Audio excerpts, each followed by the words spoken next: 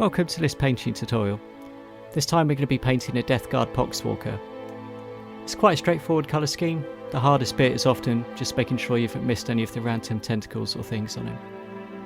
These guys are perfect for doing it in big batches as well, which is going to help take the paint out of the drying time of the washes.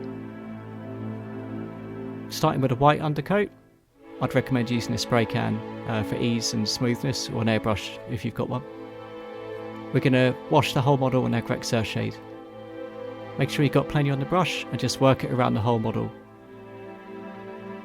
This is going to give us some really nice pre-shading, and it's basically setting the whole tone of the skin as well.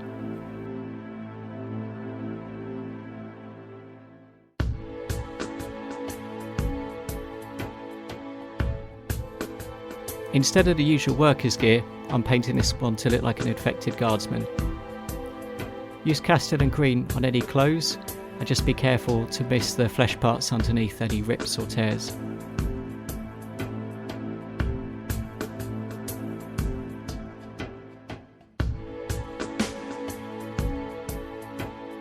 Still Legion Drab is a nice mid-tone, so we're going to use that to paint any pouches or belts with it.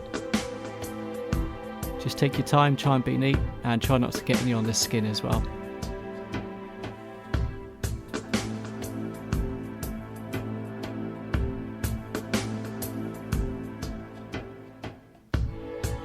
We're going to paint any weapons he's got with lead belcher. We're going to do the wrapping or straps later, so don't worry about going over them for the moment. I'll just help speed things up a little bit.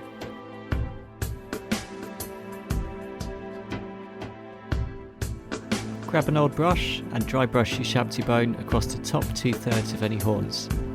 This brush may have been a bit too knackered, but it got the job done.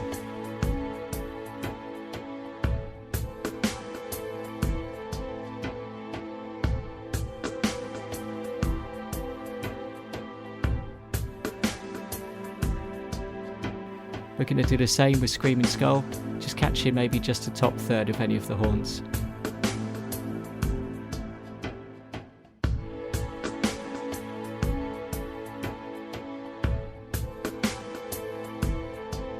Using Bugmans glue, we're going to paint all the tentacle areas. If you've got a load of them to paint and you want some variation, you can always use some Screamer Pink at this stage. Just make sure you catch all the little gribbly bugs that are crawling over him as well.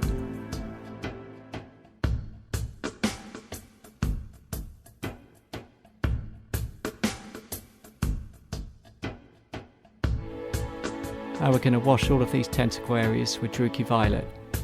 This is going to shade it nicely and also darken them down so there's more contrast, as so far it's quite a pale miniature.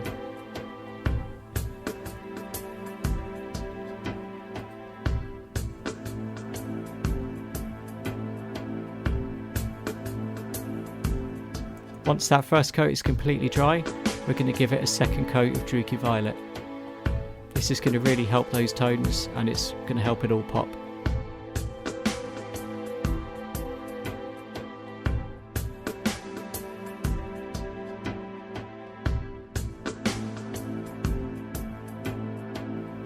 Now we're going to layer Bugmans glow onto these areas.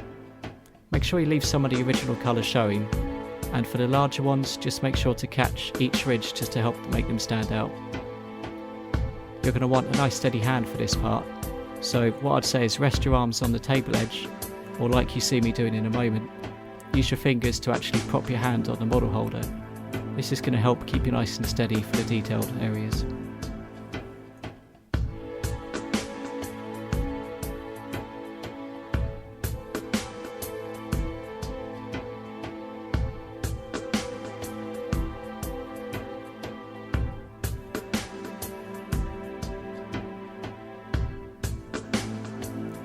We're going to do a further highlight with Cadian Fleshtone. Again, just be neat and take your time, and make sure you leave some of the previous colours showing for a nice smooth transition.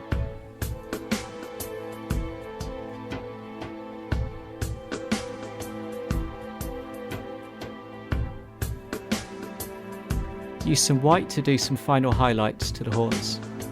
Try just to catch the upper edges, or if it's got any sharp edges on the feature. I'm using model colour white here, but you can use any white paint you have.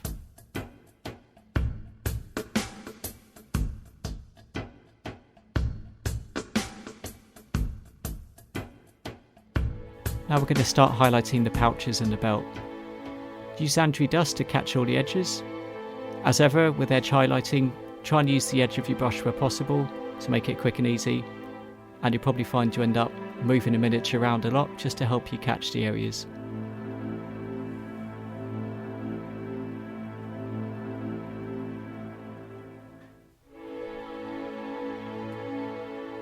We can also use the Xantry Dust to paint any straps on the weapons. If you do go over by accident, doesn't matter, just use some lead belcher to neaten it up.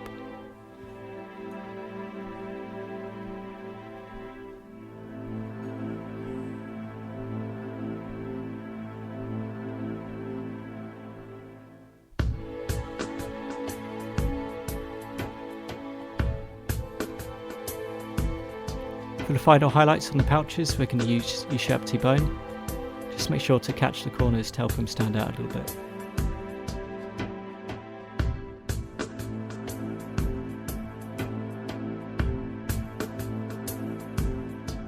For all the boils and lumps and bumps, I'm using a really old paint, Bad Moon Yellow, but you can really use any yellow you have in your arsenal. I just like getting these old colours out every now and then. Work your way around the model. Take your time to make sure you catch them all. Whenever you think you're done, just go back in a minute and make sure you catch them all first time round.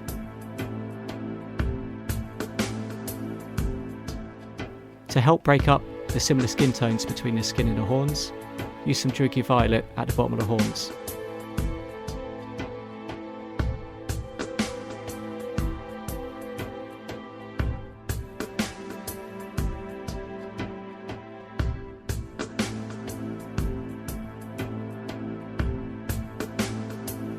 As there's usually so many of these guys to paint in a unit, we're just looking to do one highlight of the clothing.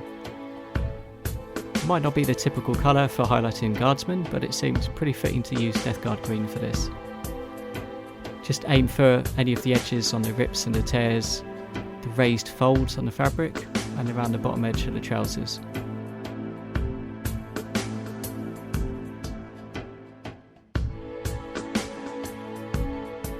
Now we're going to shade the yellow boils with Biel-tan Green. This just gives it a bit more definition, and if you do find any that you've missed earlier, just feel free to use this colour directly onto them.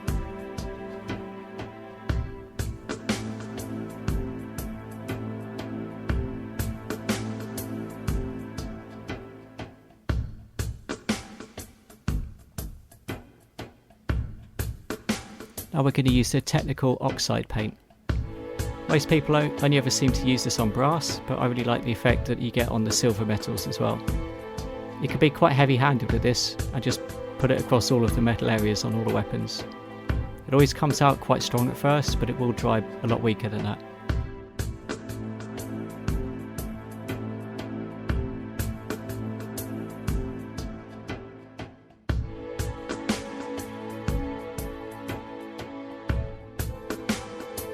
Now for the movie filter, we're just going to wash the entire miniature with Agrax Earthshade. As before, make sure you've got plenty on your brush and just work it around to make sure you hit every bit of the model.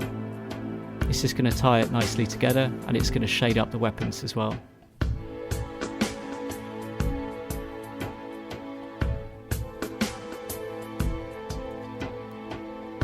All that's left to do now is just to base the miniature to suit your army. You can see here I went with a pretty simple base, just using some of the Nurgle's Rot for the puddles. I really hope you enjoyed this video and that it's helping you to mass your own Death Guard army. Take care, and I'll see you next time.